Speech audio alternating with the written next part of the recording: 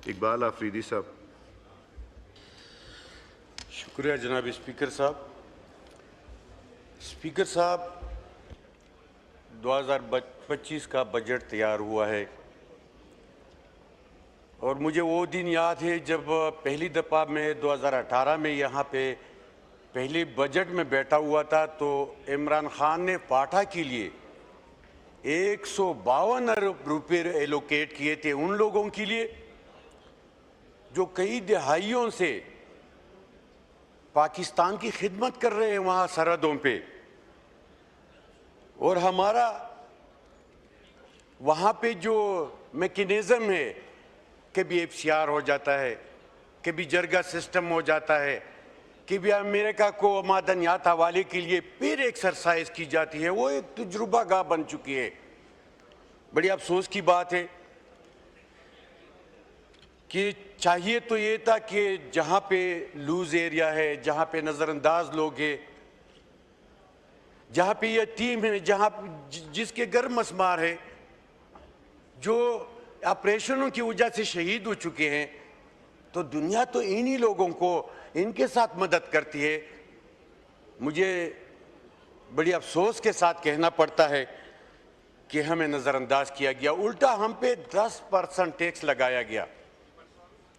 आप दुनिया को देखे, इंडिया पाकिस्तान की जंग हुई, सीज़फायर हुआ, इसराइल और ईरान की जंग हुई, सीज़फायर हुआ। मैं पैदा भी बारूद की बू में हूँ और अभी बूढ़ा भी हुआ हूँ, लेकिन वहाँ पे अमन ना आ सका, लिहाजा हमारा गुनाह किया है। देखिए, ये बुरा वक्त किसी भी आ सकता है। ये सारे जो हमारे मेंबरान कौमी असम्बली बैठे हैं, स्पीकर साहब, वहाँ पे छोटे छोटे बच्चे हैं, यतीम बेटे हैं, बेवाए बेटे हैं। क्या ये हमारे इलाके में अमन लाना हुकूमत की जिम्मेदारी नहीं? बढ़िया अफसोस की बात है कि वहाँ पे स्पीकर साहब फाटा के लिए कुछ नहीं रखा गया।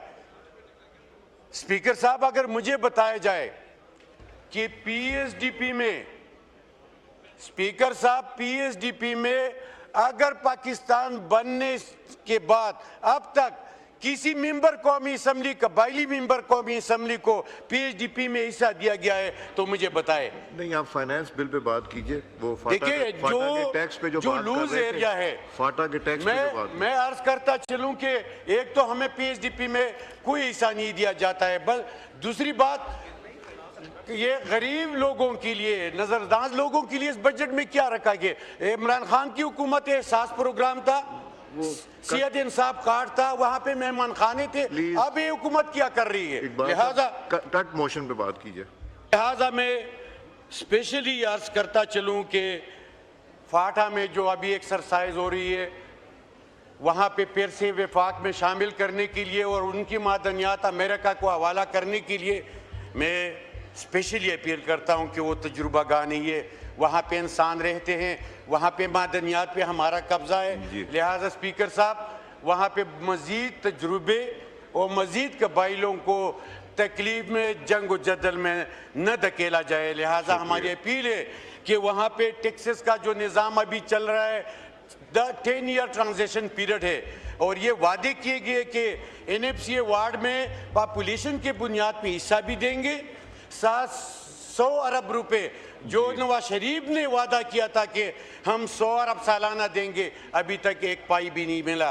लिहाजा कबाइलों के साथ जो रवैया रखा गया है ये इंसाफ पे मबनी नहीं है।